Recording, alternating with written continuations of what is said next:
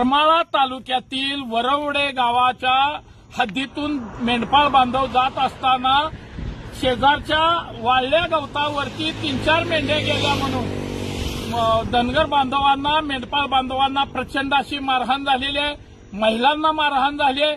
आपल्या एका अल्पवयीन मुलीला उचलून नेण्याचा प्रयत्न झालाय. तिचे कपडे फाडले, तिला केळीत घेऊन जाऊया अशा प्रकारची असभ्य भाषा वापरली. पोलिसांनी गुन्हा दाखल केलेला आहे आणि या आरोपींच्या तात्काळ मुसक्या आवळाव्यात, यांना कठोरात कठोर शिक्षा व्हावी ही आमची मागणी आहे. अन्यथा तीव्र स्वरूपाचं आंदोलन आम्ही उभा करू.